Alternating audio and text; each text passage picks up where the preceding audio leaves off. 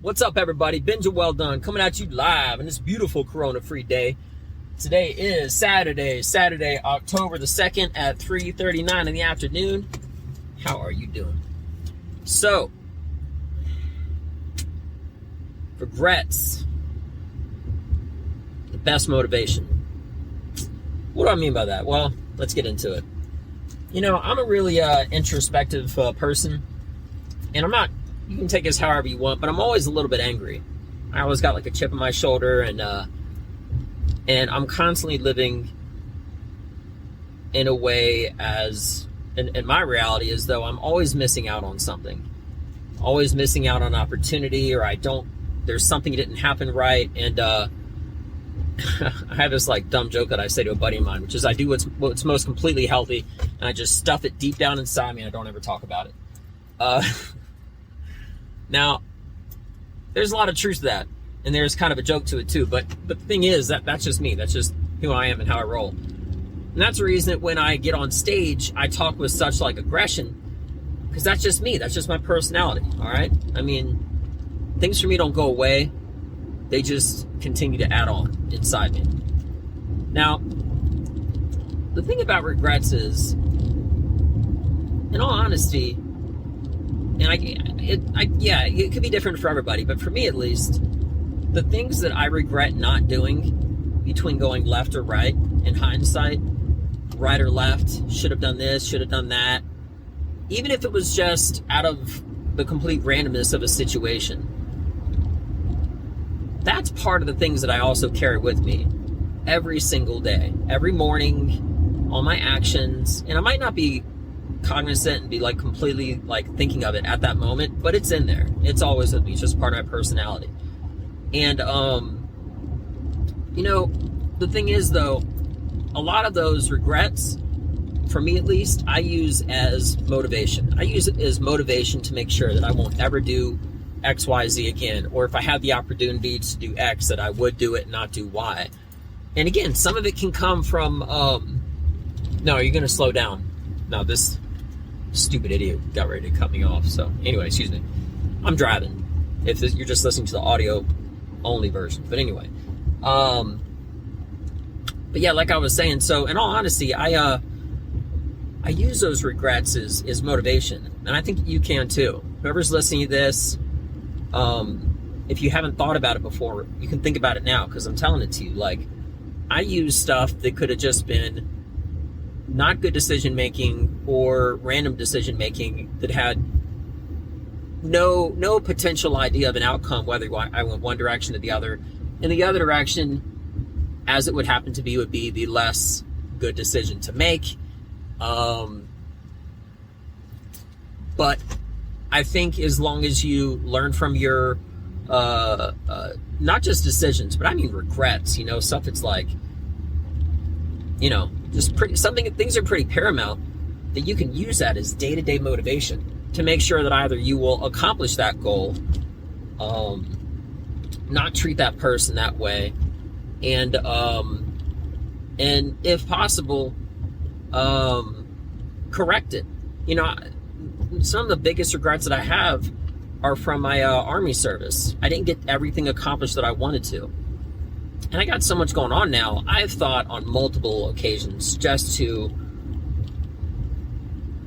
rectify the things that I didn't get accomplished, for one reason or another. Not having to do with misbehavior or anything like that. That's just how it happened. Not having opportunities and stuff like that. That I'm not going to rejoin the military. I'm not going to join the military again. But there's so many different things that I want to do in the moment that I didn't get to do. And you could say, yeah, that's with everybody. They got one slot. They you know, for some special access program. I'm just making an example of something, okay? And they got 15 guys that want it, and they're not even doing it based off of merit. They might be doing it based off of seniority. So pretty much whoever's been in the military longest, even if you're not doing as good of a job, routinely, that's frequently how the military chooses its people. It's not the best way, but it happens, okay? And just to get it out, for what it's worth, maybe if they could only take one, they want the most senior position, so they can ideally explain how to do it to all their lower individuals. My thought on that, though, is if you take someone that isn't good at explaining things, they're not as interested in the job, they're not as good at the job, maybe someone lower ranked, okay, and this would be the opportunity of a higher ranked superior to try to persuade or offer something that's maybe better suited to do it, to take that class or to do that operation or whatever, something like that. But anyway, I'm not trying to get too technical, but I was just thinking the other day about all the different things that I wish that I did and that I could have done, and not just things from long ago, things that I don't really even have the opportunity, without getting into detail, to fix. Promises that I made and stuff like that. And I'm not saying this in a depressing way, but if you don't get the opportunity to fix something with someone, or with a job or an opportunity or whatever it is, you always can keep that promise.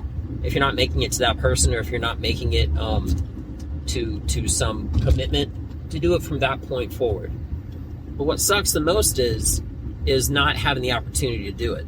So if a relationship ended, or if you're, another example, like enlistment is finished in the military, and those are the ones that really live inside me, probably with, I'm not going to say the most, because in a funny way, like even the smallest, dumbest things from day to day add inside me, and that's just who I am, okay, honestly. But yeah, the ones that there's not really an opportunity to correct, they resound with me in such a way and that they stay alive in such a strong way, because I don't really have a way of correcting it, so I can only correct it from that point forward, and I don't really have a way of going back and fulfilling those promises or commitments and stuff like that. And I promise I'm not trying to be depressing or anything like that. But if anything, hopefully, maybe, just maybe, you'll take something positive from it and realize that every moment that you are alive, this very second, right now, this moment, and every moment that you will live, if you don't really have an opportunity to fix those things that did happen, you can always do it now and from now on. In a weird way, I feel like the things that you don't really have a way of correcting with that person or with that job or with that whatever, okay, have a certain kind of essence that the ones that you do have an ability to correct. Because it's like, for me at least, I'm always fixing that one thing that I didn't get an opportunity to fix. And that really, in all honesty, is a part of my fuel and motivation and driving force for me, for myself and my life and the way that I live, And I'm purposely, out of respect and some privacy, not getting into any details, but for what it's worth, for the world out there, for those that aren't ever going to listen to this and those that might, I'm not being weird right now, but I'm just going to say it out loud. I kept my promise. I'm keeping my promises in every single day. That's what I live for. Okay? Putting my nose to the dirt and grinding out all the things that I either have an opportunity to do or didn't have an opportunity to do. I'm doing it now. And I think that that's the best way that you can really push yourself past that extra line. The military was one of the, if not the biggest part of my essence, because I'm many things, and when you take an oath, I saw a guy on Instagram today take an oath to join the military. You're not in the military and you don't take an oath, kind of like in a similar way to being married, okay, until you like another girl, or until you get out of the military. No, that's forever. And the oath of being a soldier is one that I live by. And I'm an artist. It sounds kind of pretentious to say, but I've said it before. There's nothing that doesn't say you aren't allowed to be a sniper and a painter. Art has a beautiful way of balancing out the savagery and tenacity it takes to be a soldier. It's like, in a similar way, a lot of boxers learn how to take like ballet lessons and how to dance to help with their footwork. You know, brute force is always essential, but you have to have a very fragile trigger squeeze in order to make the bullet connect to where you want. So, you know, in the least pretentious way as possible, that's the reason I refer to myself as a warrior artist, because I have the warrior spirit inside me. I've done service, but I'm always a soldier. I'm always a warrior. I took my oath, and I live by it. Okay? I told somebody the other day, it's not like some enemy of the United States is going to be parachuting, and all of a sudden I'm not going to be like, oh, where's my uniform? No, you're a soldier. That's who you are. And whoever you are, be it a soldier or artist or whatever it may be, there's jobs and there's ways of life. You could learn how to paint, but not ever be a painter. You could learn how to be a soldier and not ever actually live that lifestyle. So in the most transparent way as possible, I say it with complete honesty and with full integrity. I'm proud to be a warrior. I'm proud to be a soldier, and I'm proud to be an artist, because those are the things that shape who I am and myself. And I use all those